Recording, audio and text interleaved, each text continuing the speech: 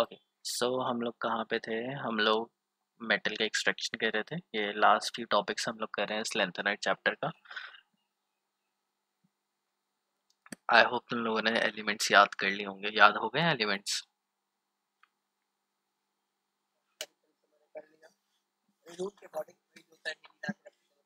हाँ हाँ, निमोनिक्स। हाँ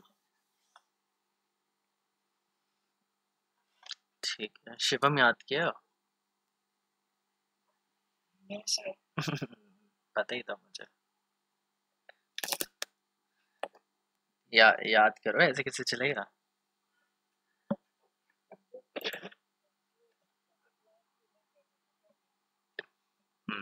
ठीक। ठीक है। सो कहाँ पे थे हम लोग? एक्सट्रैक्शन को फिर से देखेंगे एक बार।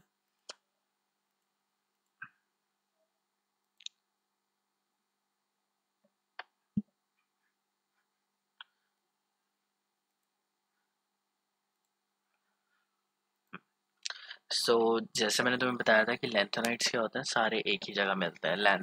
लेंथनम और बाकी जो भी लेंथेनाइट्स हैं वो सारे एक जगह पे ही मिलते हैं, और वो मिलते हैं मोनोजाइट सैंड में। इस मोनोजाइट सैंड से हम लोगों को उसको एक्सट्रैक्ट करना होता है, उसको अलग अलग करना होता है। इसमें क्या है कि इन सारे जो लेंथेनाइट्स की है, इनकी प्रॉपर्टी बहुत ज़्यादा सिमिलर है। काफ़ी हद तक उनकी केमिकल फिजिकल प्रॉपर्टी सेम है। फॉर एग्जांपल सारे ही +3 ऑक्सीडेशन स्टेट में एग्जिस्ट करते हैं। तो इनकी जो प्रॉपर्टीज है ना, मेजरली सारी सेम है, फिजिकल और केमिकल प्रॉपर्टीज मेजरली। तो इनको अलग अलग करना और डिफ्रेंशिएट या डिस्टिंग्विश करना या उनको सेपरेट करना बहुत ही ज़्यादा डिफिकल्ट हो जाता है हमारे लिए। हाउएवर इनकी कुछ प्रॉपर्टीज़ हैं जो डिफरेंट है, बहुत ही माइन्यूट प्रॉपर्टीज़ हैं, तो उनको हम लोग यूज़ करते हैं इनको सेपरेट करने के लिए। बट ये जो प्रॉपर्टीज़ हैं वो बहुत ही सिंपल प्रॉपर्टीज़ हैं और उनको सेपरेट करना बहुत ही ज़्यादा मुश्किल है। तो फिर हम लोग क्या करते हैं, हम लोग इनको सेपरेट करते हैं, लेकिन जो प्रोसेस होता है वो बहुत ही ज़्यादा एक्सपेंसिव पड़ जाता है, क्योंकि ये इतने अलग नहीं है कि आराम से इन्हें अलग किया जा सके। पहले हम लोग क्या करते हैं, मोनोजाइट सैंड लेते हैं, और उसके बाद ये जो ग्राफ मैंने दिखाया था इसमें हम लोग H2SO4 डालते हैं। तो मोनोजाइट सैंड लिया, H2SO4 डाला। H2SO4 डालने के बाद ये जो सारे लेंथेनाइट्स हैं होते हैं वो क्या बन जाते हैं, सल्फेट्स बन जाते हैं। और हमें पता है सल्फेट सारे वाटर सोल्यूबल होते हैं लेंथेनाइट्स के। जैसे हम लोगों ने बताया था कि सेकेंड ग्रुप के जो सल्फेट्स होते हैं वो सोल्यूबल नहीं होते हैं। एस ब्लॉक के सेकेंड ग्रुप के जो एलिमेंट्स हैं वो जब सल्फेट्स बनाते हैं वो सोल्यूबल नहीं होते, लेकिन लेंथेनाइट्स के जो सल्फेट्स होते हैं वो सोल्यूबल होते हैं। कोल्ड वाटर में डालते ही ये सोल्यूबल हो जाएंगे और बाकी जो बचेगी वो मिट्टी बचेगी। तो हम लोगों ने बेसिकली क्या किया, मिट्टी और लेंथेनाइट्स को सेपरेट कर दिया। कैसे? H2SO4 से ट्रीट करके। H2SO4 डालने पे सारे लेंथेनाइट्स ने क्या बना लिया, सल्फेट बना लिया, और जो सारे सल्फेट्स थे वो वाटर सोल्यूबल थे। और लास्ट में क्या बचा, हमारे पास बचा सिलिका। सिलिका मतलब मिट्टी बच गई, उसको तो कुछ नहीं करना हमें।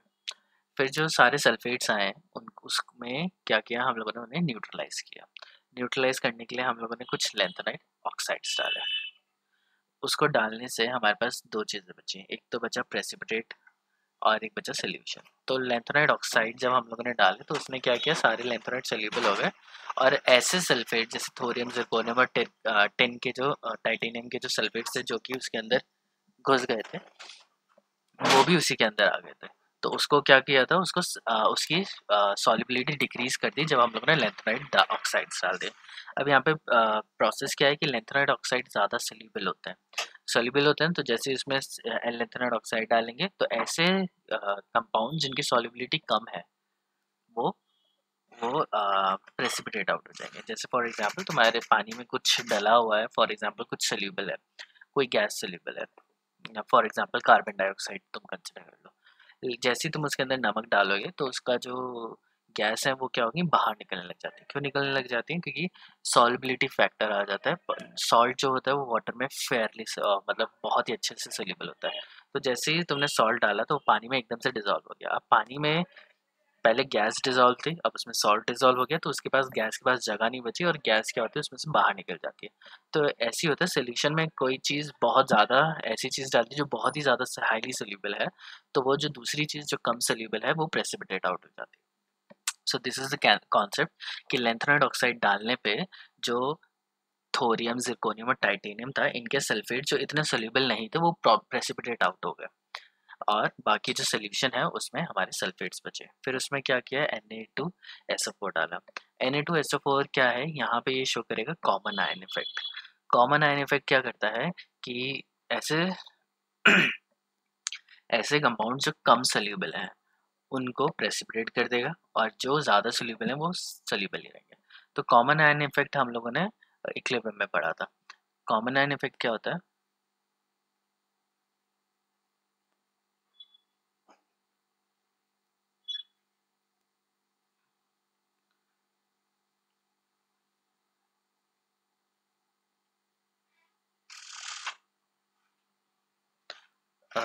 इसी की बात कर लेते हैं। जैसे हमारे पास सल्फेट्स हैं, या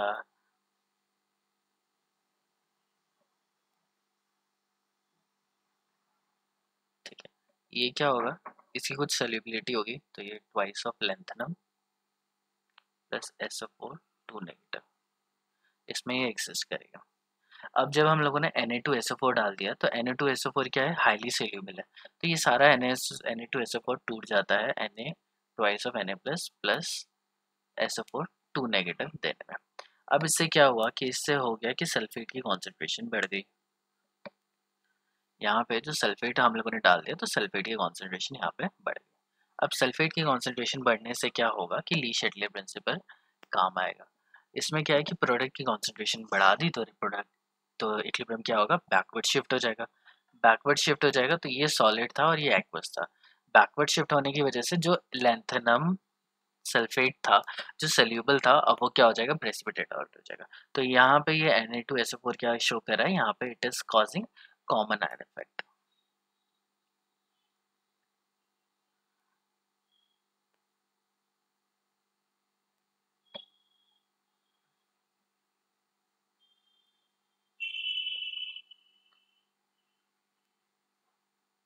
प्रेसिपिटेट लेस सोल्यूबल सल्फेट्स, तो कम सोल्यूबल सल्फेट्स को यहाँ पे देखो, यहाँ पे जो न्यूट्रलाइजेशन हुआ वो भी इसी टाइप से था, ठीक है, और यहाँ पे ये जो Na2SO4 है, दोनों ही सिमिलर इफेक्ट शो कर रहा है। अब इसमें क्या हुआ कि हमारे जो लेंथेनाइट्स है वो हाफ में डिवाइड हो गए। जो गैडेलोनियम से ल्यूटेटियम तक है वो अलग हो गए, वो ज़्यादा सोल्यूबल थे, और सैमरियम से लेंथेनम की साइड पे, लेफ्ट साइड पे जो भी थे वो अलग, वो प्रेसिपिटेट आउट हो गए। अब जब ये प्रेसिपिटेट आउट हो जाते हैं, तो इसमें हम लोग डालते हैं हॉट NaOH। हॉट NaOH डालने से क्या बनेगा, NaOH OH प्रोवाइड कर रहा है, तो हाइड्रोक्साइड्स बन जाएंगे। हाइड्रोक्साइड्स बन जाएंगे तो हाइड्रोक्साइड यहाँ पे नीचे बन जाते हैं, सल्फेट्स की जगह हाइड्रोक्साइड बन गया। अब ये हाइड्रोक्साइड क्या है, सोल्यूबल है। तो पहले जो हमारा पीपीटी था वो प्रेसिपिटेट आउट हो रखा था, अब उसमें हम लोगों ने क्या डाल दिया, NaOH डाल दिया। NaOH डालने के बाद वो जो सोल्यूशन है वो सोल्यूबल हो गया, क्योंकि they all are giving hydroxides and all those hydroxides are water soluble. Once they are soluble, उसमें हम लोग ड्राई एयर डालते हैं, मतलब उसको हीट कर रहे हैं बेसिकली। हीट कर रहे हैं, तो हीट करने से क्या होता है कि वाटर रिलीज हो जाता है। तो हाइड्रोक्साइड में जैसे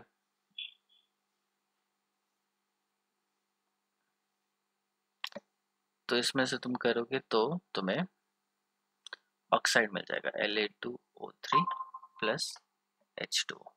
ठीक है, कितना H2O आएगा वो डिपेंड करेगा, मैं ऐसे हीट करता हूँ, तो La2O3 और कितने हाइड्रोजन बने, 3 to 6, 3 बचेंगे, 3 to 6, हाँ ठीक। तो लेंथेनम हाइड्रोक्साइड को हीट करेंगे तो लेंथेनम ऑक्साइड हमारा प्रोड्यूस हो जाएगा, और वाटर वहाँ से रिलीज होगा। तो ऑब्वियसली हाइड्रोक्साइड्स हैं, उसके पास वाटर है, तो वाटर जब हीट करेंगे तो उसमें से जो वाटर है वो रिलीज हो जाएगा। रिलीज होने के बाद La2O3 प्रोड्यूस हो जाता है। Now once these oxides are produced, इसको हम लोग डाइल्यूट HNO3 से ट्रीट करते हैं। डाइल्यूट HNO3 से ट्रीट करने का क्या मकसद है हमारा, कि हम लोग इसको नाइट्रेट्स में कन्वर्ट कर रहे हैं। अब नाइट्रेट में कन्वर्ट कर रहे हैं, तो नाइट्रेट्स तो हर कंपाउंड के सोल्यूबल होते हैं। तो ऑक्साइड में HNO3 डाला हम लोगों ने, नाइट्रेट कर दिया, तो इन सब के नाइट्रेट्स प्रोड्यूस हो गए, एक्सेप्ट फॉर सीरियम। सीरियम को छोड़ के बाकी सबके नाइट्रेट बन जाते हैं, ठीक है। डाइल्यूट HNO3 डालने पे यहाँ पे CeO2 सेरिक ऑक्साइड का प्रेसिपिटेट बनता है, because CeO2 is so stable that it doesn't react with HNO3, ठीक है। तो ये HNO3 से रिएक्ट करता ही नहीं, नहीं करेगा तो वही बच जाएगा। तो वही बच जाता है, और बाकी सारे जो ऑक्साइड्स हैं वो HNO3 से रिएक्ट करके नाइट्रेट्स बना लेते हैं। जितने भी नाइट्रेट्स बनते हैं वो सारे सोल्यूबल होते हैं। एक और बहुत इंपॉर्टेंट पॉइंट है, nitrates of each and an nitrates of all elements are water soluble।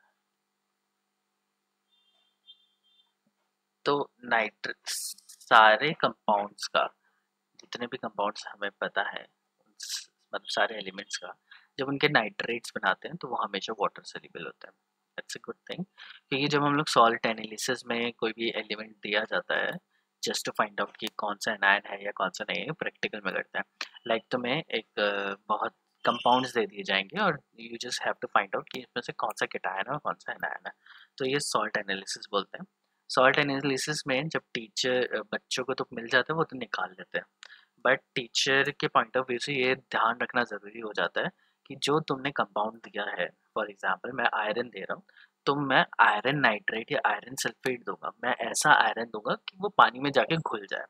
और मैंने अगर तुम्हें आयरन का कोई ऐसा सॉल्ट दे दिया जो पानी में डिजॉल्व ही नहीं होता, तो जो प्रोसीजर के अकॉर्डिंग अगर तुम उसे फाइंड आउट करोगे तो तुम्हारा कैटायन प्रैक्टिकल में नहीं आ पाएगा, मतलब उसको तुम्हारा आइसोलेट नहीं हो पाएगा और वो फर्दर टेस्ट में तुम्हारा नेगेटिव आ जाएगा। तो कई बार ऐसा होता है कि प्रैक्टिकल में बच्चों से नहीं निकल पाते कि कुछ केटायंस या कुछ एनायंस, तो हो सकता है कि सॉल्ट में कुछ प्रॉब्लम हो, सॉल्ट की सॉल्युबिलिटी ही बहुत कम हो। तो ये ध्यान में रखना होता है कि जितने भी कंपाउंड्स या जितने भी तुम्हें केटायन या एनायन मिल रहे हैं वो जनरली केटायन तो सारे नाइट्रेट की फॉर्म में ही होने चाहिए, बिकॉज हर कंपाउंड का जो नाइट्रेट है, अगर तुम्हें नहीं समझ में आ रहा और तुम्हारे पास इंटरनेट भी नहीं है कि तुम चेक कर सको कि ये सोल्यूबल वाटर में सोल्यूबल होगा या नहीं होगा, तो जनरली सब क्या करते हैं, नाइट्रेट से देते हैं। Nitrates in the form of like iron nitrate दे दिया, कोबाल्ट नाइट्रेट दे दिया, किसी भी एलिमेंट का नाइट्रेट दे दो, पानी में वो डिजॉल्व हो जाएगा। अगर तुम्हारे पास कुछ और है तो प्रोबेबिलिटी ये है कि वो डिजॉल्व ना हो। सो काम से बचने के लिए डायरेक्टली नाइट्रेट्स दे दिए जाते हैं, क्योंकि नाइट्रेट्स तो सोल्यूबल होते ही होते हैं। ओके, सो के बाद वही तो फिर केटायन आयनाइज होता है क्या? हाँ, अगर तुम लैंथेनम नाइट्रेट ले लो, LaNO3 थ्राइस, तो ये वाटर H2 डालेंगे तो La3 plus plus NO3 negative thrice, तो ये जो डिजॉल्व हो गया तो वो आयंस में डिवाइड टूट गया। तो कोई भी सॉल्ट तुम डालोगे तो वो आयंस में डिवाइड हो जाएगा ना, और फिर ये लैंथेनम का तुम टेस्ट करोगे तो तुम्हारा पॉजिटिव टेस्ट आ जाएगा। तो सॉल्ट एनालिसिस में ये बहुत ज़रूरी होता है कि तुम्हारा जो एलिमेंट तुम ढूंढ रहे हो वो आयनिक फॉर्म में हो। अगर वो कोवलेंट फॉर्म में होगा तो वो रिएक्शन नहीं देगा, क्योंकि तुम्हें पता है कि कोवलेंट फॉर्म में कोवलेंट बॉन्ड जो होता है वो वाटर में टूटता ही नहीं है। तो ये ध्यान रखने वाली बात है। नेवर माइंड, हम लोग आ गए हैं कि हमारा सीरियम अलग हो गया है और यहाँ पे लैंथेनम और PrNDSM अलग हो गए हैं और Gt2Lu अलग हो चुका है। अब इनको हम लोग अपने अपने मेथड से करेंगे। तो पहला जो मेथड मैंने तुम्हें बताया था मैं फिर से बता रहा हूँ, क्योंकि this is an important question और ये 100% तुम्हारे पेपर में आएगा ही आएगा कि एक्सप्लेन कि तुम उसको मोनोसाइट सैंड से कैसे निकालोगे, या लैंथेनॉइड को सेपरेट अलग अलग कैसे किया जाता है, आयन एक्सचेंज मेथड कैसे यूज़ किया जाता है, या सॉल्वेंट एक्सट्रैक्शन मेथड कैसे यूज़ किया जाता है। सो उसी को मैं फिर से बता रहा हूँ कि ये 100% क्वेश्चन आएगा ही आएगा। सो पहला क्या है, फ्रैक्शनल क्रिस्टलाइजेशन मेथड। तो फ्रैक्शनल क्रिस्टलाइजेशन में क्या होता है, हम लोग simple salts of lanthanide like nitrate, sulphate, oxalate, bromide, perchlorate या डबल सॉल्ट्स इसके ले सकते हैं। तो पहली चीज़ कि अगर मैंने मोनोसाइट सैंड से निकाला है तो definitely I will be having nitrate. तो जो लैंथेनाइट का नाइट्रेट है या नायोडीनियम का नाइट्रेट है या किसी भी एलिमेंट का नाइट्रेट है, उसको हम लोग क्रिस्टलाइज करते हैं। The process is called recrystallisation और क्रिस्टलाइजेशन। तो क्रिस्टलाइजेशन में क्या होता है, क्रिस्टल्स वो पहले से होता है, तो मैं तुम्हें बताता हूँ रिक्रिस्ट, नहीं ठीक है, क्रिस्टलाइजेशन ठीक है। तो क्रिस्टलाइजेशन में क्या होता है, वी डिसॉल्व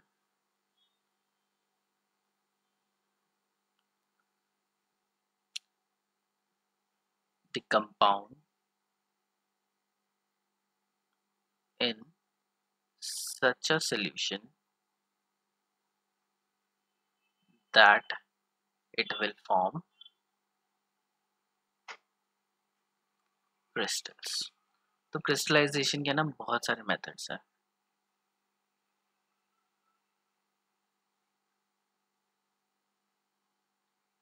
एक मेथड मैं तुम्हें बताता हूँ. तो इसमें क्या होता है कि ऐसा कंपाउंड, जैसे मेरे पास नाइट्रेट है, नाइट्रेट नहीं है, सल्फेट है या कुछ भी है, तो मैं उसे एक ऐसे सॉल्वेंट में डालूंगा. मेरा जो ये कंपाउंड है वो आयनिक है, तो मैं क्या करता हूँ, उसे एक ऐसे नॉन पोलर सॉल्वेंट में या कोवलेंट सॉल्वेंट में डालता हूँ जिसमें उसकी सॉल्युबिलिटी क्या है, बहुत ज़्यादा कम है. सॉल्युबिलिटी कम है तो वो प्रेसिपिटेट हो जाएगा. हम चाहते हैं कि हमारे क्रिस्टल्स बन जाए, वेल डिफाइंड क्रिस्टल्स बन जाए. तो इन वेल डिफाइंड क्रिस्टल्स डालने के लिए हम क्या करते हैं, सॉल्वेंट लेते हैं जिसमें वो थोड़ा बहुत सोल्यूबल है.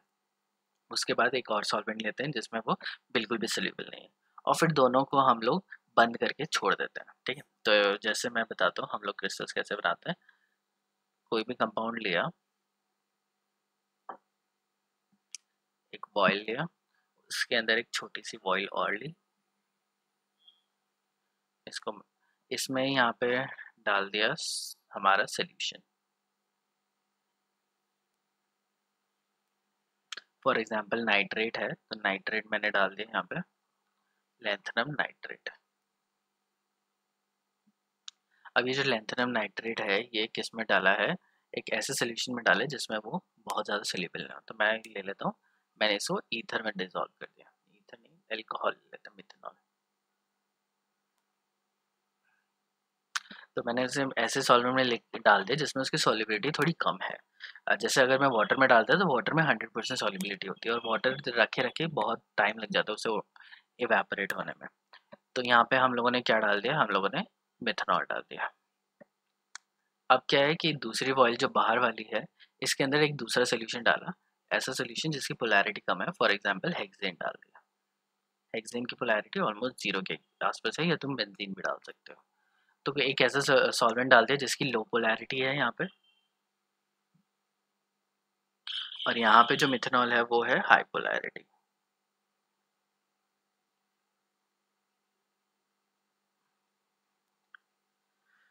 अब क्या होता है कि इसको हम लोग बंद करके कुछ 15-20 दिन के लिए या 1-2 महीने के लिए एक जगह पे, ऐसी जगह पे चिपका देते हैं या रख देते हैं जहाँ पे कोई उसको डिस्टर्ब ना करे. तो होता क्या है कि यहाँ पे पोलैरिटी एक्सचेंज होता है सॉल्वेंट्स के बीच में. तो यहाँ से क्या होता है, जो लो पोलैरिटी हेक्सेन है वो इवेपोरेट होगा. इवेपोरेट होगा, उसके वेपर्स बन जाएंगे, और वो कहाँ चले जाएंगे, इसके अंदर चले जाएंगे. ठीक है, ऐसी मिथेनॉल इवेपोरेट होगा, और मिथेनॉल के जो वेपर्स हैं वो हेक्सेन में चले जाएंगे. तो इस तरीके से क्या होगा कि दोनों जो सॉल्वेंट है वो मिक्स होते जाएंगे. तो यहाँ पे मिथेनॉल है जिसकी पोलैरिटी बहुत ज़्यादा हाई थी, उसकी पोलैरिटी क्या होती है, धीरे धीरे कम होने लग जाती है. और क्रिस्टलाइजेशन के लिए हमें यही चाहिए कि सॉल्वेंट की पोलैरिटी धीरे धीरे कम हो. सॉल्वेंट की पोलैरिटी कम होगी तो जो कंपाउंड आयनिक है वो प्रेसिपिटेट होगा, और हम चाहते हैं कि ये जो प्रोसेस है वो धीरे धीरे हो. धीरे धीरे प्रोसेस अगर होता है तो हमें बहुत अच्छे वेल डिफाइंड क्रिस्टल्स मिलते हैं. ठीक है, तो मैं एक वीडियो तुम्हें दिखाता हूँ, वीडियो या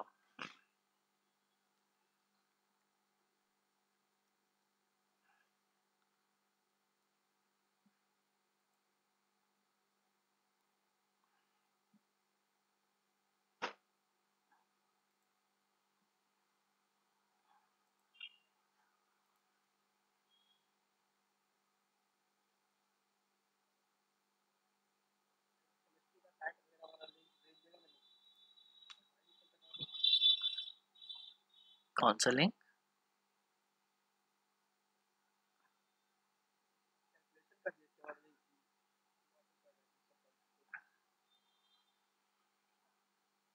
अच्छा, ये तो मैं ऐसे विकिपीडिया से ही दिखा रहा हूँ. हाँ, मैं देख रहा हूँ कि कहाँ पे है, मुझे नहीं पता कि कहाँ पे होगा, मैं खुद ही सर्च कर रहा हूँ इसको. कौन सा कैलकुलेशन का, मुझे याद नहीं आ रहा, मुझे ढंग से बताओ कि उसमें क्या क्या था. फिजिकल में तो आई थिंक कि मैंने ज़्यादा से ज़्यादा वो, हाँ मुझे पीडीएफ देके बता देना कि कौन सा था, मैं उसका लिंक दे दूंगा. देखो जैसे यहाँ पे तुम्हें क्रिस्टल्स दिख रहे होंगे, दिख रहे हैं. ये क्रिस्टल्स बन जाते हैं धीरे धीरे। अगर जैसे तुम उसको छोड़ दोगे और उसमें नॉन पोलर सॉल्वेंट एक साथ डाल दोगे तो वो जो कंपाउंड है वो प्रेसिपिटेट हो जाएगा, और प्रेसिपिटेट होता है तो उसको पाउडर जैसा लगता है, अमॉर्फस सॉलिड होता है। लेकिन जब वो धीरे धीरे क्रिस्टलाइजेशन होगा, मतलब 15 या 20 दिन में या 1 महीने या 2 महीने का जो प्रोसेस होगा वो क्रिस्टलाइजेशन का, तब होता है, तब ऐसे क्रिस्टल्स बनते हैं, वेल डिफाइंड क्रिस्टल्स बनते हैं। और होता क्या है कि ये जो वेल डिफाइंड क्रिस्टल्स हैं इनकी शेप के बेसिस में हम लोग बता सकते हैं कि ये कौन सा कंपाउंड है। फॉर एग्जाम्पल जितने भी लेंथेनॉइड्स होते हैं ना वो सारे अलग अलग तरीके के क्रिस्टल्स बनाते हैं, तो उनके क्रिस्टल की शेप देख के हम लोग बता सकते हैं ये कौन सा होगा। तो उसकी जो क्रिस्टल की जो शेप होती है वो हमें माइक्रोस्कोप के नीचे देखनी पड़ती है, और फिर हम लोग एक एक क्रिस्टल को अलग अलग कर सकते हैं।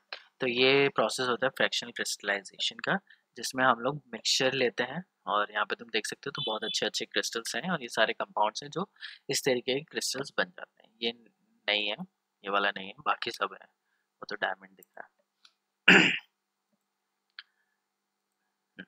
So, since the solubility of simple and double salt decreases from lanthanum to lutetium, तो क्या होता है कि lanthanum का जो salts हैं वो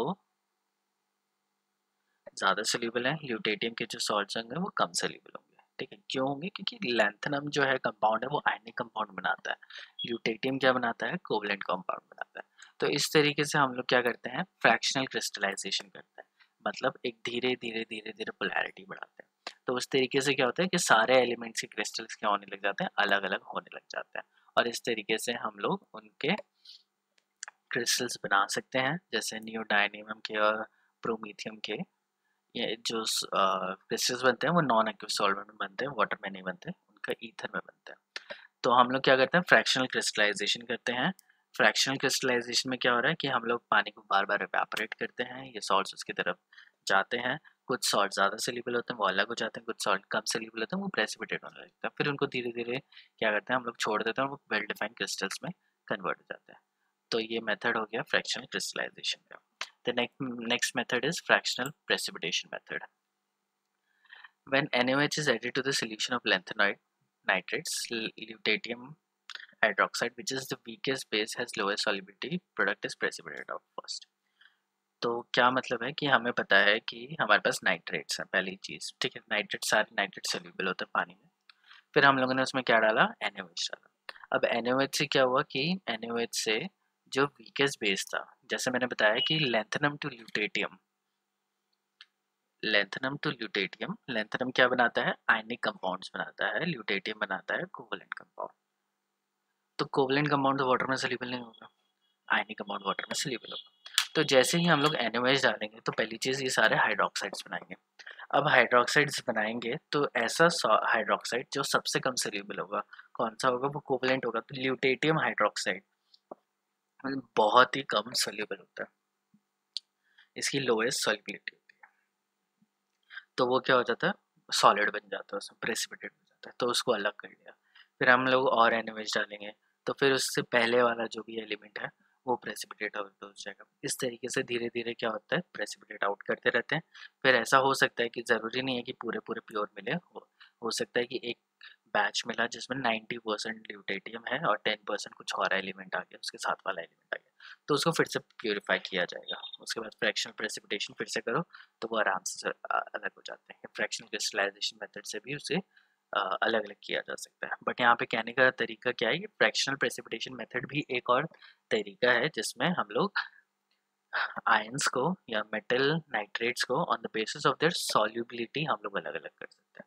तो यहाँ पे फिजिकल प्रॉपर्टी क्या है? सॉल्युबिलिटी है, जो कि सारे मेटल्स के जो हाइड्रोक्साइड्स हैं या उनके जो भी नाइट्रेट्स हैं उनकी प्रॉपर्टीज थोड़ी अलग है, सॉल्युबिलिटी अलग है, और सॉल्युबिलिटी के बेसिस पे फ्रैक्शनल क्रिस्टलाइजेशन और फ्रैक्शनल प्रेसिपिटेशन मेथड हम लोग यूज़ कर सकते हैं। तो इन दोनों मेथड का प्रिंसिपल यही है कि सॉल्युबिलिटी, जो कोवलेंट कंपाउंड्स हैं उनकी कम सॉल्युबिलिटी है, आयनिक कंपाउंड की ज़्यादा सॉल्युबिलिटी है, और इस तरीके से हम लोग इनको सेपरेट कर सकते हैं। हाउएवर ये जो दोनों मेथड हैं ये बहुत एफिशिएंट नहीं है, बहुत ज़्यादा एफिशिएंट नहीं होने की वजह से उसको जनरली यूज़ नहीं किया जाता। Next is change in oxidation state method. अब हमें पता है जैसे सारे मेटल +3 ऑक्सीडेशन स्टेट में एग्जिस्ट करते हैं, लेकिन कुछ ऐसे मेटल हैं जो +3 ऑक्सीडेशन स्टेट में एग्जिस्ट नहीं करते हैं और कुछ +2 और +4 ऑक्सीडेशन स्टेट में एग्जिस्ट करते हैं। तो होता क्या है कि जो +3 ऑक्सीडेशन स्टेट है वो सारे एलिमेंट्स ही सेम है और उन सबकी प्रॉपर्टीज भी मेजरली सेम ही होती है। लेकिन जब कंपाउंड +2 और +4 ऑक्सीडेशन स्टेट में एग्जिस्ट करते हैं तो उनकी जो प्रॉपर्टीज होती है वो बहुत ही ज़्यादा अलग होती है। फॉर एग्जाम्पल अगर हम लोग सीरियम की बात करें तो सीरियम तो +3 ऑक्सीडेशन स्टेट में एग्जिस्ट करता है, लेकिन सीरियम +4 ऑक्सीडेशन स्टेट में भी एग्जिस्ट करता है। तो हम लोग क्या करते हैं कि मिक्सचर लेते हैं जिसमें सीरियम +3 होगा, ठीक है, और बाकी सारे +3 के लेंथेनाइड होंगे। तो सीरियम 3+ है और लेंथेनम 3+ है, ल्यूटेटियम 3+ है और बहुत सारे मिक्सचर्स ले लिए, ठीक है। अब इसमें हम लोगों ने डाला KMnO4। KMnO4 is a strong oxidising agent. तो हमें पता है जो मोस्टली जो एलिमेंट्स हैं उनकी +3 ऑक्सीडेशन स्टेट स्टेबल होती है, लेकिन सीरियम की +4 ऑक्सीडेशन स्टेट बहुत ज़्यादा स्टेबल होती है क्योंकि वहाँ पे वो नोबल गैस कॉन्फ़िगरेशन ले लेता है। तो KMnO4 जैसे ही डाला तो सीरियम का ऑक्सीडेशन हो जाता है, वो +4 में हो जाता है और बाकी जो जितने भी एलिमेंट्स हैं वो +3 में ही रह जाते हैं। बाकी जो एलिमेंट्स हैं एक आधा को छोड़ के बाकी सारे क्या होते हैं +3 में रह जाते हैं और सीरियम +4 में आ जाता है। अब जब सीरियम +4 ऑक्सीडेशन स्टेट में आ जाता है तो उसकी प्रॉपर्टीज एकदम ही अलग हो जाती हैं और अगर उसने क्या बना लिया इसमें NaOH डाल दें तो सीरियम टेट्रा हाइड्रोक्साइड बना लेगा। सीरियम टेट्रा ऑक्साइड बना लेते हैं तो उनकी प्रॉपर्टीज अलग होती है, उनको हम लोग सेपरेट कर लेते हैं और बाकी सारे लेंथेनम ऐसे ही रह जाते हैं। तो इस तरीके से हम लोग ऑक्सीडेशन स्टेट को बहुत आराम से यूज़ कर सकते हैं क्योंकि +3 ऑक्सीडेशन स्टेट में जितने भी एलिमेंट्स हैं उनकी सबकी प्रॉपर्टी सेम है। लेकिन ऐसे एलिमेंट्स भी हैं जो अलग ऑक्सीडेशन स्टेट में भी एग्जिस्ट करते हैं, लाइक +4 एंड +2। तो इन कंपाउंड जो +2 में स्टेबल है या +4 में स्टेबल है उसमें ऑक्सीडाइजिंग और रिड्यूसिंग एजेंट की तरह डाल के उसको ऑक्सीडाइज कर दो या रिड्यूस कर दो। वंस इट इज ऑक्सीडाइज उसकी प्रॉपर्टी अलग हो जाएगी, वंस इट इज रिड्यूस उसकी प्रॉपर्टी अलग हो जाएगी। तो ये जो प्रॉपर्टीज जब अलग अलग हो जाती हैं तो उनको सेपरेट करना हमारे लिए क्या हो जाता है, बहुत आसान हो जाता है। तो हम लोगों ने क्या किया, उनकी ऑक्सीडेशन स्टेट का प्रिंसिपल लेते हुए कि उनकी जो प्रॉपर्टी है वो हायर और लोअर ऑक्सीडेशन स्टेट में काफ़ी हद तक डिफरेंट है बाकी सारे लेंथेनम से, तो उनको हम लोग आराम से अलग कर सकते हैं। जैसे यूरोपियम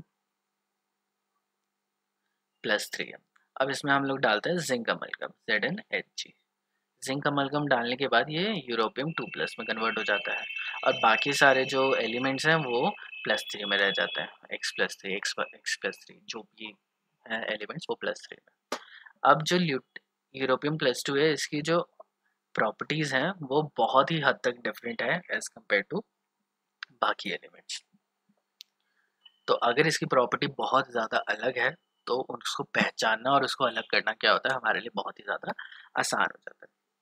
जैसे इसमें लिखा है कि इसमें हम लोग U2+ डाला और इसके अंदर हम लोग डाल दें Na2SO4, नहीं H2SO4 डालना, ठीक है। तो हमें पता है H2SO4 डालने से सारे लेंथेनम सल्फेट्स बना लेते हैं और सारे सल्फेट सोल्यूबल होते हैं, लेकिन यूरोपियम का 2+ वाला सल्फेट EuSO4 ये इनसोल्यूबल होता है, इनसोल्यूबल होता है तो अलग से निकल गया। जब भी +3 ऑक्सीडेशन स्टेट का जो सल्फेट होगा सारे इलेक्ट्रोलाइट का वो सोल्यूबल होता है, लेकिन +2 ऑक्सीडेशन में जो ये सल्फेट बना रहा है वो इनसोल्यूबल है। जैसे सीरियम का हाइड्रोक्साइड इनसोल्यूबल था, बाकी सारे जो +3 में ऑक्सीडेशन स्टेट में होते हैं हाइड्रोक्साइड वो सारे सोल्यूबल होते हैं। तो अगर ऑक्सीडेशन स्टेट चेंज कर दी तो मेटल की जो प्रॉपर्टी होती है वो ड्रास्टिकली चेंज जाती है।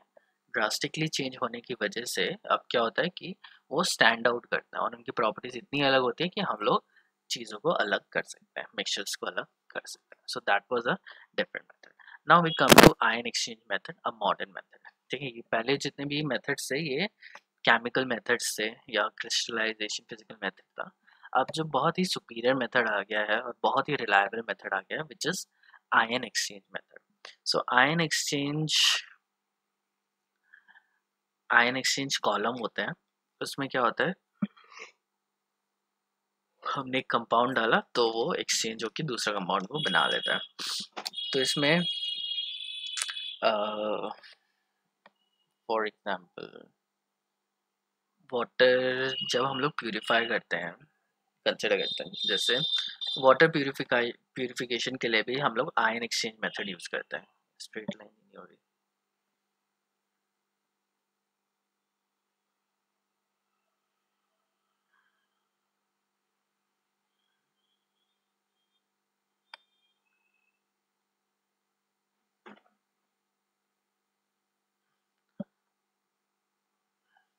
तो ये एक कॉलम है, इसके अंदर क्या होता है, रेजिन डली होती है।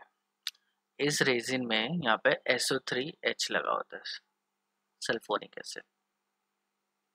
ठीक है, अब मुझे वाटर को प्यूरिफाई करना है, तो वाटर में हो सकता है सोडियम हो, और कौन सा कीटायन, Fe+2, जैसे तुम्हारे बीरपुर के पानी में Fe+2+3 होता है, कैडमियम हो, और बहुत सारे मेटल हो सकते हैं। पानी तो बहुत पॉइजनस भी हो सकता है, जैसे उसके अंदर लेड हो, आर्सेनिक हो।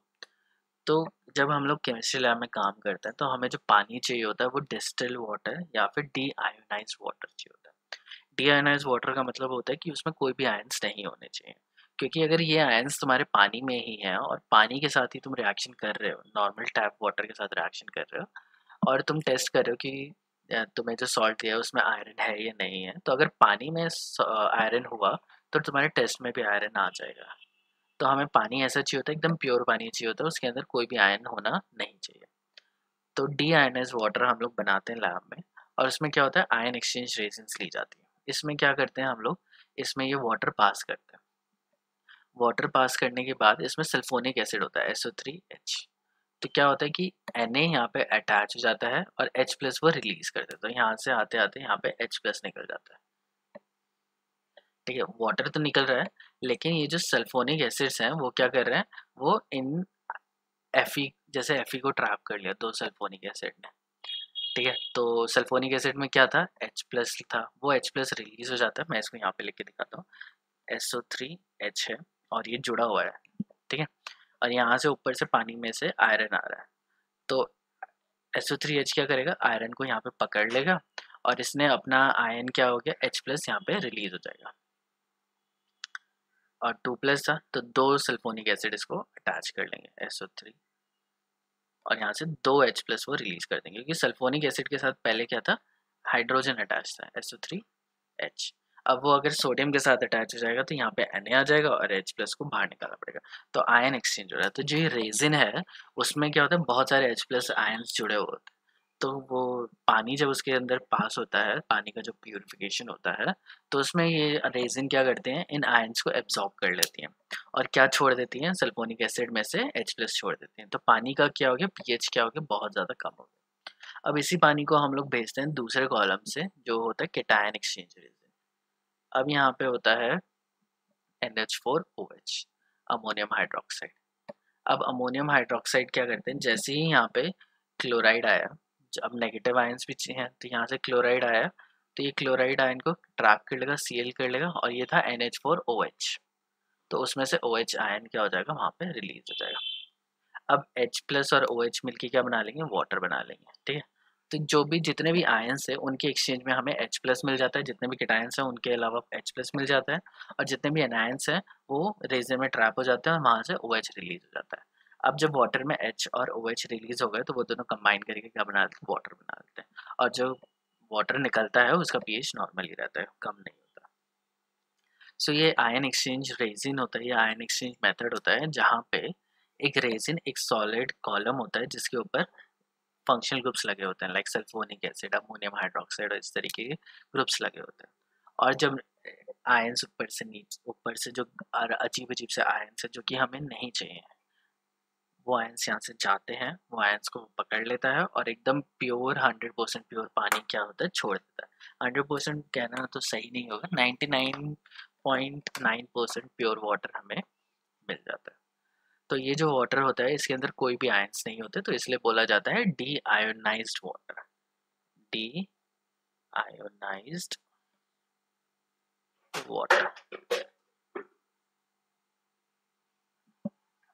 So it's a great thing, D ionised water हमें मिल गया। अब क्या हुआ कि अगर सारे ही सल्फोनिक एसिड में से सारे ही आयंस हो जाएंगे, उसमें सारे H+ क्या कहते हैं, H+ अगर उसमें से सारे निकल गए तो फिर वो आयन रेजिन बेकार हो जाती है। तो फिर हम लोग उसको क्या करते हैं, फिर से रेजिन को रेजुविनेट करते हैं, उसके अंदर H2SO4 डालते हैं। जब H2SO4 इसमें डालते हैं तो H+ यहाँ पे अटैच हो जाता है, और बाकी जो आयंस होते हैं वो नीचे रिलीज हो जाता है, फिर उनको फेंक देते हैं सोल्यूशन में। ठीक है, सो यही सिंपल कॉन्सेप्ट यहाँ पे भी यूज होता है, आयन एक्सचेंज मेथड में भी यूज होता है। तो इसमें क्या होता है कि अब ये तो आयन एक्सचेंज हो गया, पूरा आयन एक्सचेंज मैंने तुम्हें करके दिखा दिया। यहाँ पे उतना आयन एक्सचेंज नहीं होता है, यहाँ पे आयन एक्सचेंज थोड़ा बहुत होगा, ज़्यादा नहीं होगा। अब क्या है, this is the most rapid and most effective method. तो सबसे पहले क्या है कि ये सबसे ज़्यादा रैपिड है, और रैपिड होने की वजह से मतलब ये 10 मिनट में तुम्हारा जो वाटर निकलेगा, आयंस निकलेंगे, या लेंथेनाइट का जो मिक्सचर होगा वो प्योर हो जाएगा। तो बहुत ही इफेक्टिव है, महंगा होता है लेकिन बहुत ही सही होता है। कोई भी आदमी, कोई भी स्टूडेंट इसमें मिक्सचर डालेगा और उसको प्योर करके निकाल लेगा। When an aqueous solution containing mixture of usual trivalent lanthanide ion are passed through the column having synthetic cation exchange resin, तो ये यहाँ पे देखो ये HR है, HR इज रेजिन। तो होता क्या है कि थ्राइस ऑफ HR यहाँ पे सॉलिड, ये जो रेजिन है ये हो जाता है, और M3 प्लस यहाँ पे है, ये क्या होगा, एक्सचेंज हो जाएगा। तो MR3 हो जाएगा, मेटल के साथ 3 रेजिन ने मिलके एक मेटल को ट्रैप कर लिया और वहां से 3 H प्लस रिलीज हो जाएंगे। तो यहाँ पे क्या हो रहा है, आयन एक्सचेंज हो रहा है। कौन सा आयन, H प्लस एक्सचेंज हो रहा है मेटल से। तो मेटल M3 प्लस है और यहाँ पे H पॉजिटिव है, तो 3 H प्लस निकलेंगे तब जाके एक मेटल ट्रैप हो जाएगा। तो ये ट्रैप हो गया और H प्लस यहाँ पे निकल गया। तो अब क्या है कि ये जो एक्सचेंज होता है वो डिपेंड करता है कि कौन सबसे ज़्यादा किसका एक्सचेंज सबसे ज़्यादा पॉसिबल है। तो lutetium 3 plus aqueous is largest in size and lanthanum 3 plus is smallest in size, जो कि गलत दे रखा है, ये स्मॉलेस्ट है और ये लार्जेस्ट है। ठीक है, ये इधर थोड़ा सा उल्टा लिख दिया। सो ल्यूटेटियम 3 प्लस जो कि स्मॉलेस्ट साइज होता है, लैंथेनम 3 प्लस का लार्जेस्ट साइज होता है। Lanthanum 3 plus is attached to the column with maximum and lutetium 3 plus with minimum firmness. तो होता क्या है कि हमारे पास लैंथेनम, ल्यूटेटियम जैसे सारे एलिमेंट्स हैं, जो सबसे ज़्यादा छोटा होगा उसकी इलेक्ट्रोनेगेटिविटी सबसे ज़्यादा होगी और वो रेजिन के साथ सबसे ज़्यादा अच्छे से अटैच हो जाएगा। तो इसी तरीके से होता है, और यहाँ पे गलत लिखा हुआ है, lanthanum 3 plus lutetium 3 plus is attached to the column with maximum। रुक जाओ, ये वाली लाइन ठीक है, अब मैं तुम्हें दूसरा कॉन्सेप्ट यहाँ पे अटैच कराता हूँ। अब होता क्या है कि ल्यूटेटियम 3 प्लस जिसका साइज छोटा है और लैंथेनम 3 प्लस जिसका साइज बड़ा है, इसमें क्या होता है, ये वाटर के साथ अटैच हो जाता है।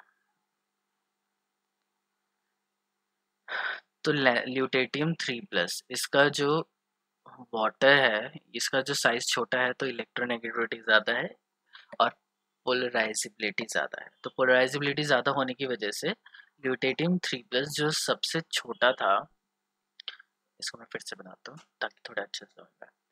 ये तुम कंसिडर कर लो, ये ल्यूटेटियम 3 प्लस है, इसका साइज सबसे छोटा है और ये लैंथेनम 3 प्लस है। अब ल्यूटेटियम 3 प्लस का साइज ज़्यादा है, छोटा है, तो इसकी पोलराइजिबिलिटी ज़्यादा होती है, तो वाटर मॉलिक्यूल्स इसके साथ क्या हो जाता है, अटैच हो जाते हैं। अब फिर वो एक लेयर नहीं बनाता, वो बहुत सारी लेयर बना देता है।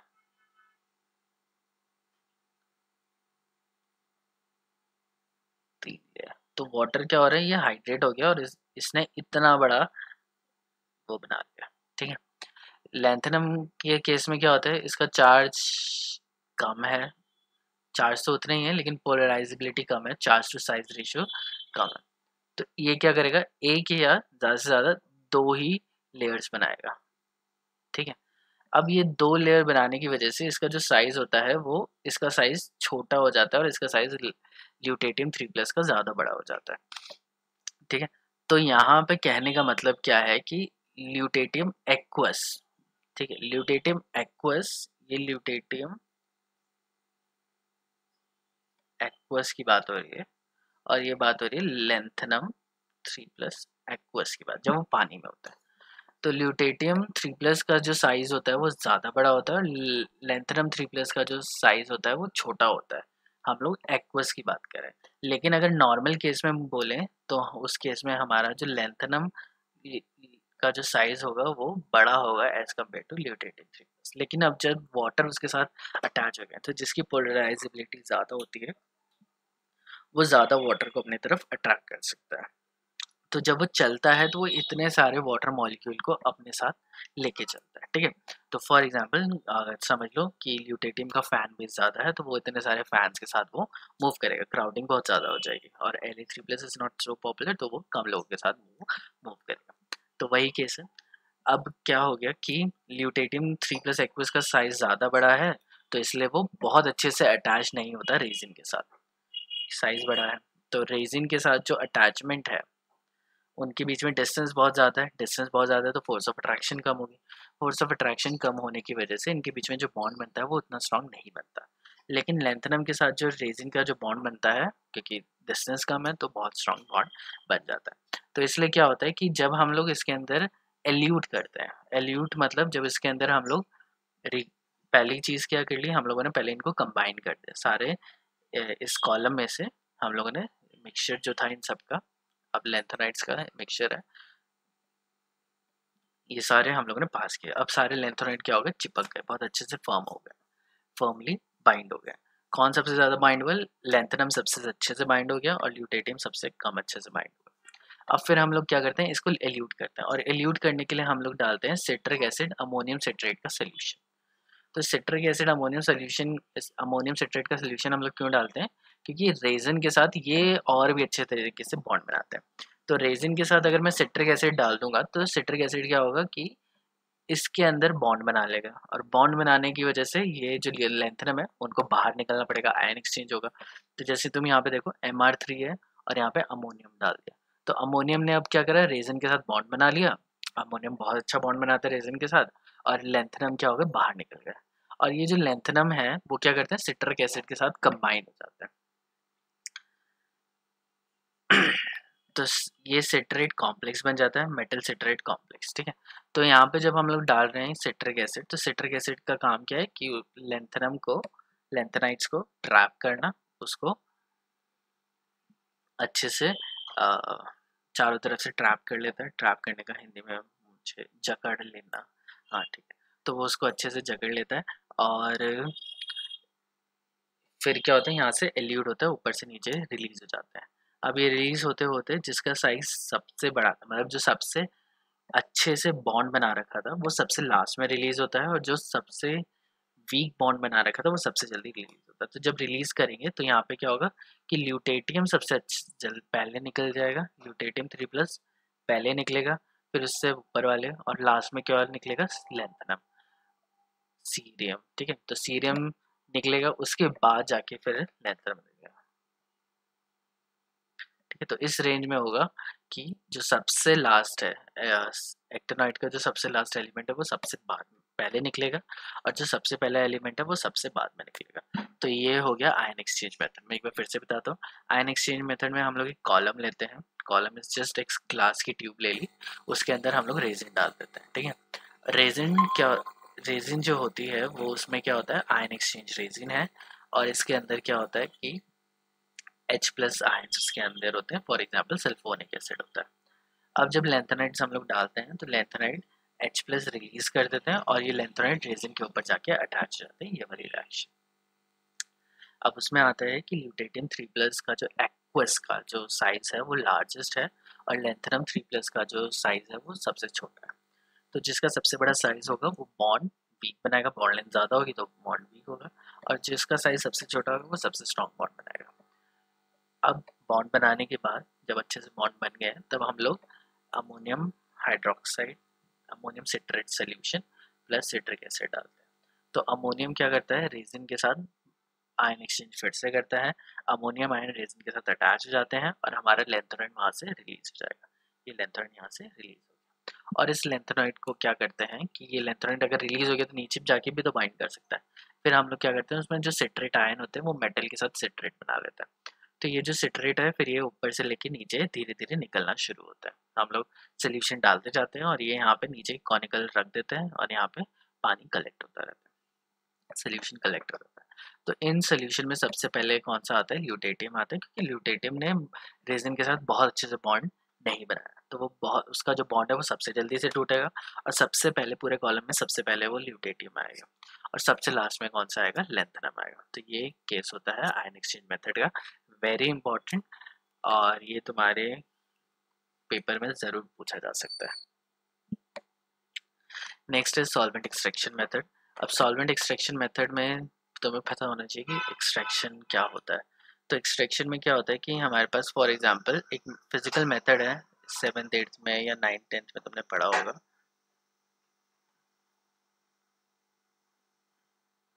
तो फॉर एग्जांपल तुम्हारे पास दो लिक्विड्स हैं, ठीक है। एक है, दो इमिसिबल लिक्विड है, जैसे यहाँ पे पानी है और यहाँ पे ऑयल है। तो इन दोनों को सेपरेट करने के लिए तुम क्या करते हो, एक सेपरेटिंग फनल में ये डालते हैं, तो इसमें ये इस तरीके से अलग हो जाता है। तो वाटर क्या होता है, नीचे रहता है, ऑयल क्या रहता है, ऊपर रहता है। तो यहाँ पे हम लोगों ने कोनिकल लगाया और ये वाटर यहाँ से इकट्ठा कर लिया और खोल के, और फिर जैसे ही ऑयल आने वाला है हम लोगों ने बंद कर दिया। तो जब दो नॉन इमिसिबल लिक्विड्स होते हैं उनको जब हमें सेपरेट करना होता है तो हम लोग यूज़ करते हैं सेपरेटिंग फनल। अब यही फनल एक्सट्रैक्शन के लिए यूज़ होती है। अब एक्सट्रैक्शन में क्या होता है कि हमारे पास ये दो लेयर है, एक हो गई एक्वस लेयर और एक हो गई ऑर्गेनिक लेयर। ऑर्गेनिक लेयर का जो डेंसिटी होती है वो जनरली कम होती है, तो उसको ऊपर रखेंगे। तो ऑर्गेनिक में मैं कंसिडर कर लेता हूँ कि मैंने यहाँ पे ले लिया हेक्सेन, एक ले लिया वाटर और एक ले लिया हेक्सेन। अब जो वाटर और हेक्सेन होते हैं वो एक दूसरे से कम्प्लीटली अलग होते हैं, एक है पोलर और एक है नॉन पोलर। तो ये जो नॉन पोलर होने की वजह से इसकी पोलैरिटी 0 है, इसकी पोलैरिटी बहुत हाई है, तो ये दोनों मिक्स नहीं होते, इमिसिबल लिक्विड्स हैं। तो एक्सट्रैक्शन के लिए पहली चीज़ हमें दो इमिसिबल लिक्विड होते हैं। अब इसमें से मैं डाल देता हूँ, जैसे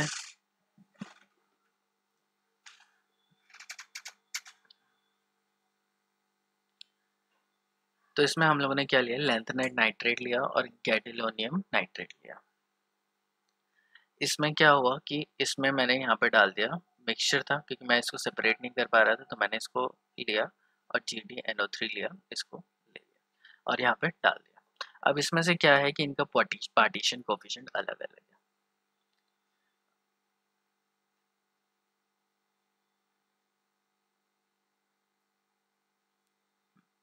So, between the two solvents, lanthanum nitrate and gadolinium nitrate has been separated from each other by this method. The partition coefficient of gadolinium nitrate between water and tributyl phosphate in kerosene is different from the lanthanum between the same solvent. This means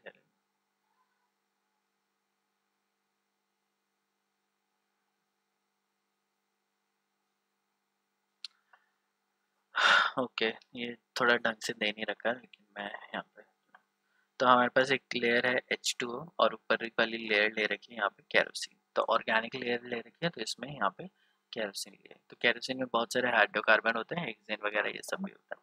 तो यहाँ पे एक ले ले kerosene और water, water और kerosene एक दूसरे में डिजॉल्व नहीं होते, तो लैंथेनम नाइट्रेट हम लोग डालते हैं। तो लैंथेनम नाइट्रेट और गैडोलिनियम नाइट्रेट डालते हैं।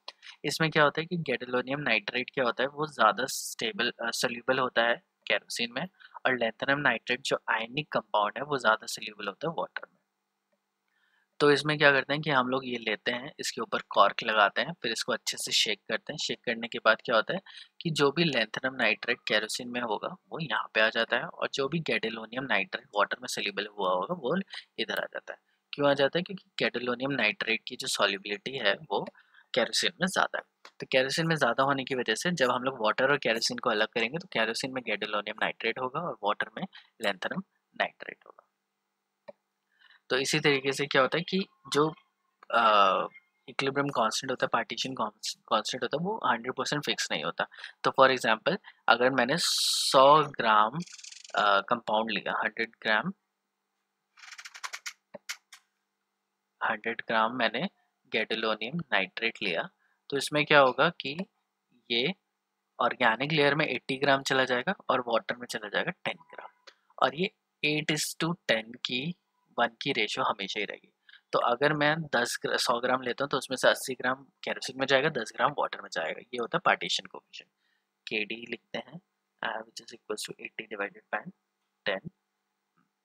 तो ये 8 की जो रेशो है वो इसकी है। तो मतलब अगर केरोसिन लिया है तो 8 ग्राम केरोसिन में एक ग्राम, मतलब टोटल 10 ग्राम लिया तो 8 ग्राम केरोसिन में चला गया, और 1 ग्राम कहाँ बचा है, यहाँ पे वाटर में चला गया, ठीक है। केरोसिन वाला मैंने अलग कर लिया, वाटर वाला अलग कर लिया। अब वाटर में फिर भी गैडोलिनियम है, तो वाटर मैंने फिर से लिया, सेपरेटिंग पैनल ली, उसमें वाटर मैंने फिर से लिया, और वाटर में फिर मैंने केरोसिन और ऐड किया। फिर मैं उसको शेक करूँगा, तो 1 ग्राम का जो 0.8 ग्राम जो कंपाउंड है वो केरोसिन में फिर चला जाएगा, और 0.1 ग्राम, वैसे मैंने ये सही कैलकुलेट नहीं किया है, 80 ग्राम इधर होने से 20 यहाँ पर होना चाहिए, 4,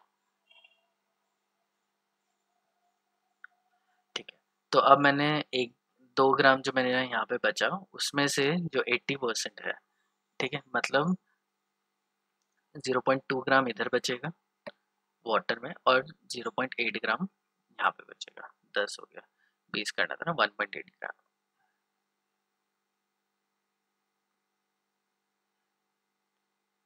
1.6 ग्राम। तो 1.6 ग्राम केरोसिन में आ जाएगा, 0.4 ग्राम बचेगा हमारा वाटर में। फिर इस 0.4 ग्राम को फिर से करेंगे, तो फिर क्या होगा, इसका जो 80% है, 0.4 इंटू 80% जितना भी बनेगा वो केरोसिन में आ जाएगा, और जो भी 20% बचेगा वो वाटर में आ जाएगा। तो ऐसा क्या होता है कि बार बार एक्सट्रैक्शन करने से, by continuous extraction with water, बार बार एक्सट्रैक्शन करने से क्या होता है, हम लोग एक कंपाउंड को प्यूरिफाई कर सकते हैं। सो ये वाला मेथड है, ठीक है। इसके बाद नेक्स्ट है यूजेस ऑफ लैंथेनाइट, कि क्या क्या यूजेस होते हैं, ये सारे यूजेस पढ़ लेना, ठीक है।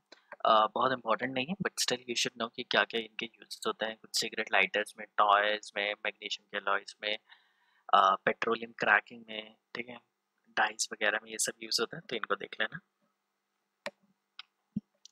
डी ब्लॉक और एफ ब्लॉक में क्या डिफरेंस है वो अब हम लोग देख लेते हैं। पहला जो डिफरेंस है कि डी ब्लॉक के जो लास्ट इलेक्ट्रॉन है वो डी ऑर्बिटल में जाता है, एफ ब्लॉक का जो लास्ट इलेक्ट्रॉन है वो एफ ऑर्बिटल में जाता है। डी ब्लॉक का जो इलेक्ट्रॉन है वो n-1 डी में जाता है, मतलब पेनल्टीमेट शेल में जाता है, और एफ ब्लॉक के जो लास्ट इलेक्ट्रॉन होता है वो एंटी पेनल्टीमेट शेल में जाता है। फिर आ जाता है पैरामैग्नेटिज्म, कि जो डी ब्लॉक के जो 3D एलिमेंट्स होते हैं वो जनरली क्या होते हैं, पैरामैग्नेटिक होते हैं, और पैरामैग्नेटिक होने के अलावा उनके पास स्पिन ऑनली फॉर्मूला होता है, मतलब उनका जो ऑर्बिटल मैग्नेटिक मूवमेंट होता है वो क्वेंच्ड होता है, ठीक है, क्योंकि वो एक्सपोज होते हैं और लेकिन उनको अच्छे से इन्फ्लुएंस करते हैं। एफ ब्लॉक के एलिमेंट्स में ऐसा नहीं होता है। एफ ब्लॉक के एलिमेंट्स में orbital momentum, magnetic momentum and spin magnetic momentum दोनों ही कंबाइन करते हैं, और तब जाके हमें ओवरऑल मैग्नेटिक मोमेंट मिलता है। एब्जॉर्प्शन बैंड की बात करेंगे तो डी ब्लॉक के जो एब्जॉर्प्शन बैंड होते हैं वो बहुत ज़्यादा क्या कहते हैं, ब्रॉड होते हैं। एफ ब्लॉक के जो एब्जॉर्प्शन बैंड्स होते हैं वो बहुत ही ज़्यादा नैरो होते हैं, और बहुत अच्छी शार्प लाइंस मिलती हैं हमें इसमें। अब ये रीज़न क्या है कि एफ ब्लॉक के बीच में जो लाइंस बनती है, जो लाइन स्पेक्ट्रा बनते हैं वो बहुत ब्रॉड होते हैं, क्योंकि एनर्जी डिफरेंस बहुत ज़्यादा होता है, और एनर्जी डिफरेंस मतलब रेंज ऑफ एनर्जी डिफरेंस बहुत ज़्यादा होता है। Whereas this is not the case for F block, लेकिन डिटेल में पढ़ेंगे हम लोग थर्ड ईयर में। ऑक्सीडेशन स्टेट की बात करें तो डी ब्लॉक के एलिमेंट वेरिएबल ऑक्सीडेशन स्टेट दिखाते हैं, एफ ब्लॉक के एलिमेंट्स उतने वेरिएबल ऑक्सीडेशन स्टेट नहीं दिखाते। +3 होते हैं जनरली, +2 और +4 में भी कुछ एग्जिस्ट करते हैं। डी ब्लॉक के एलिमेंट बहुत सारे कोऑर्डिनेशन कंपाउंड्स बनाते हैं, ब्लॉक के एलिमेंट्स उतने कोऑर्डिनेशन कंपाउंड्स नहीं बनाते हैं। क्यों नहीं बनाते हैं? Because charge to size ratio इतनी अप्रोप्रिएट नहीं बैठती है कि वो कोऑर्डिनेशन कंपाउंड्स बना सके। कोऑर्डिनेशन ज्योमेट्री की बात करें तो डी ब्लॉक के एलिमेंट्स का जो साइज होता है वो थोड़ा छोटा होता है। थोड़ा छोटा साइज होने की वजह से 6 से ज़्यादा हायर कोऑर्डिनेशन नंबर नहीं जा सकता, मैक्सिमम ऑक्टाहेड्रल ही बनता है। लेकिन यहाँ पे अगर हम लोग बात करें तो इनका साइज इतना बड़ा है कि इनके साथ एक मेटल के साथ 8 इलेक्ट्रॉन, 12 लिगेंड, 8 लिगेंड 12 लिगेंड भी आ सकते हैं। तो इनका जो कोऑर्डिनेशन नंबर होता है वो 6 से ज़्यादा होता है, ठीक है। This is it for today's, और ये चैप्टर खत्म हो गया। बाकी अब हम लोग नेक्स्ट क्लास में करते हैं, मतलब कुछ नेक्स्ट चैप्टर स्टार्ट करेंगे।